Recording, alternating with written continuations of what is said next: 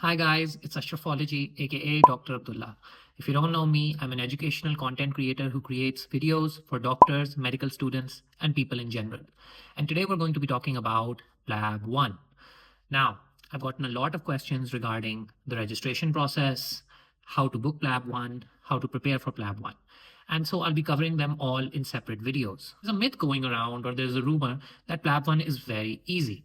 While I will say that it is definitely not USMLE Step 1, which I've also given, it's definitely not an exam that you can just sit for without studying for it. Please get that out of your head. That's kind of the first confusion that I want to clear up. A lot of people think PLAB is easy and they don't prepare for it.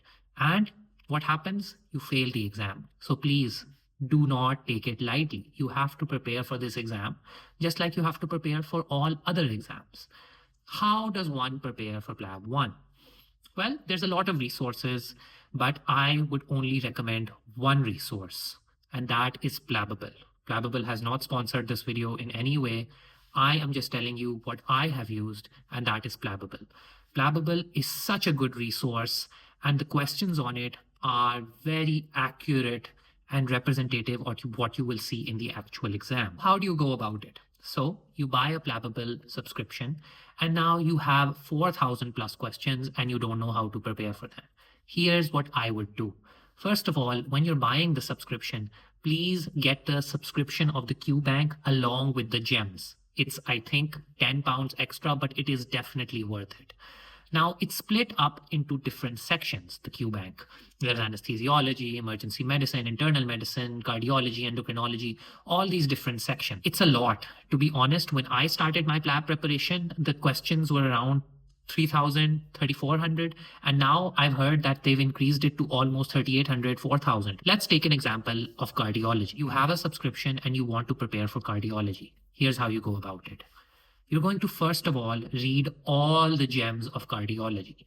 This isn't spoiling the question in any way, although it might in some, but it gives you a very good baseline knowledge that you need to attempt all the questions.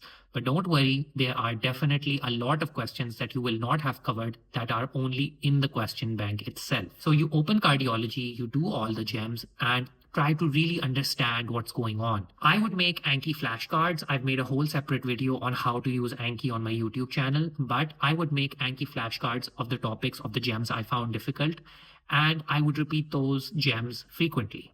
Now, after I've done the gems once, I would go and attempt the questions. Now, the questions, they're pretty straightforward. If you know them, you know. If you don't, you don't. But a lot of the times you get tricked by the last sentence, which could be what is the best management versus what is the most initial management. Okay. So if a patient came to you with a heart attack, you would definitely want to get an ECG as initial management. But what's the best management for a heart attack if they presented within 90 minutes would be primary percutaneous coronary intervention. So these are very small nuances or subtleties that really make the questions a bit tricky. So be extra careful and don't get overconfident while attempting these questions. Now you've done the complete system, note down or mark the questions that you got wrong or you were confused in, and make sure to write the topics from where those MCQs were made. For example, supraventricular tachycardia, was it advanced life support? Write it down on a page.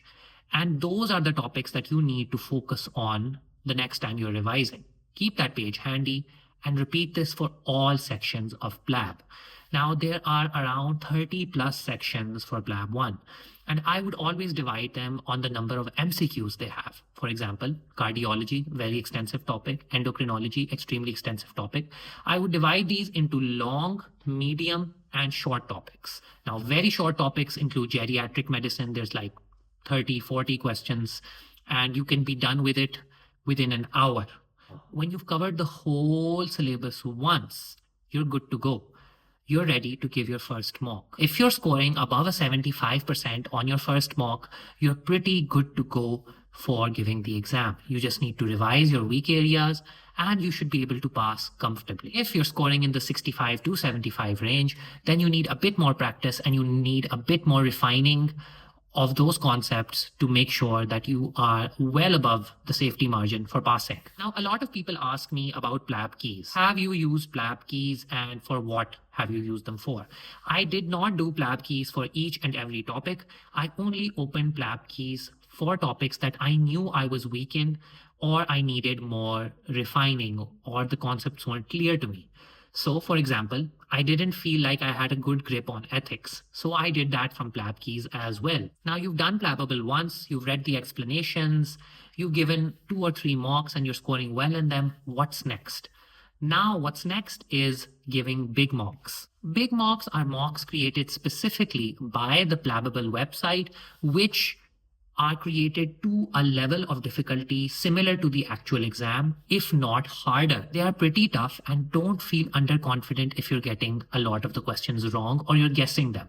That's just how they are designed. The questions are designed in such a way that if there are 5 options, you need to know 4 of the options and why they are wrong to reach the 5th option and why it is right. If you're scoring above a 130 out of a 180 in a big mock, you're pretty safe for the actual exam. A personal tip I would definitely give to you when you're preparing for PLAB-1 is do not take any topic as unimportant or not important at all. You don't need a lot of preparation. I would still set aside 3 or 4 months so you can comfortably cover the material and pass on your first go.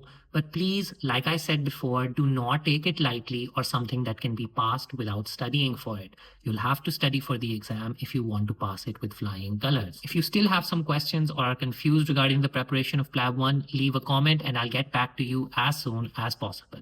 If you just want to say hi and have a chat with me, my Instagram is Ashrafology. Come say hi.